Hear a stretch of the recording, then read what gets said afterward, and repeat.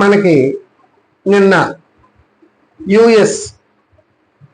యుఎస్ఏతో జరిగిన ద్వైపాక్షిక ఒప్పందం గురించి మనం పేపర్లో చదివాం. దాంట్లో మెయిన్ ఏంటంటే వచ్చే 5 సంవత్సరాల్లో 500 billion goods and services America నుంచి మనము మ్యాండేటరీగా కొనాలి.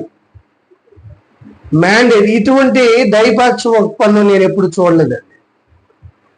ద్వైపాక్షిక ఒప్పందం అంటే మా వస్తువులు మీకు ఎక్స్పోర్ట్ చేస్తాం, మీ వస్తువులు మాకు ఎక్స్పోర్ట్ చేయండి, వీలైనంత తక్కువ టారిఫ్లు వేసుకొని ముందుకు వెళ్దాం అనేది ద్వైపాక్షిక. ఎంత వీలైతే అంత పొజిషన్ బట్టి గుడ్స్ అండ్ సర్వీసెస్ మీదకెళ్ళి వాళ్ళు ఎక్కువ అవ్వచ్చు, మనం అటువంటి ద్వైపాక్షిక ఒప్పందాన్ని మనం చూసాం. కానీ ఇటువంటిది పక్కాగా 500 బిలియన్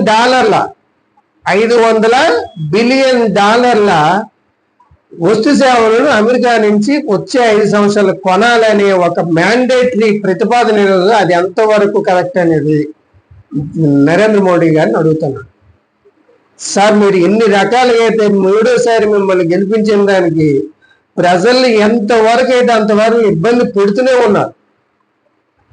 కొన్ని ఇన్ని చేస్తుంటే కనీసం ఫ్రీగా మీరు పెట్రోల్ని, గ్యాసుల్ని, డీజిల్ని మీకు నచ్చిన దేశాలతో కొనుక్కునే అవకాశం కూడా వాళ్ళు ఇవ్వడం లేదు. ఇది ఎంతవరకు అది? పోనీ వాళ్ళైనా తక్కువ రేట్లకు వాళ్ళు ఇస్తారంటే అది కూడా కనిపించడం లేదు.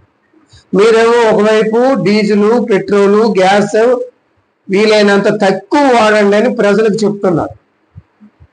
అక్కడ వస్తు సేవలు అంత కొనాల్సిన అవసరం ఏంటండి? విదేశీ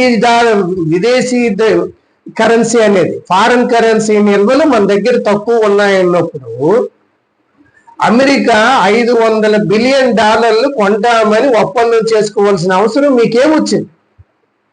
మనకి ఇంచుమించు 50 బిలియన్ డాలర్ మనకి సంవత్సరానికి అవుతుంది. వాళ్ళకి మనకి 50 బిలియన్. అటువంటిది 100 బిలియన్ డాలర్లు కొంటే కానీ మాకు 50 బిలియన్ డాలర్లు వాళ్ళ దేశం నుంచి ఇంతవరకు మనం కొంటాం. దాన్ని 100 బిలియన్ డాలర్లు పెంచడానికి మనం ఎంత విదేశీ మారక ధర్మం వేస్ట్ అవుతుంది అనేది మీరు ఆలోచన చేయాలి. దేశ ప్రజలు కూడా ఆలోచన చేయాలి. మూర్ఖంగా ఏదో గుడ్డెద్దు చేనులో పడినట్టు మనం వెళ్ళకూడదు. ఆలోచనతో వెళ్దాం, రేషనల్గా ఆలోచన చేద్దాం. ఒకసారి దేశ ప్రజలు ఆలోచించవలసిందిగా కోరుతున్నాను.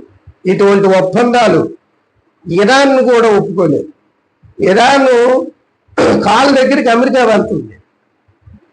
అటువంటి పరిస్థితులు ఇంత పెద్ద దేశం, ఇంత విదేశీ మారక సుమారు 25 లక్షల కోట్ల డాలర్లు విదేశీ మారక నిల్వలు ఉన్నాయి భారతదేశం. ఒక అమెరికా దగ్గర ఎందుకు ఇంత ఘోరంగా ఇంత షరతులకు ఒప్పుకోవాల్సి వస్తుందో నాకు అర్థం కావడం లేదు. Thank you.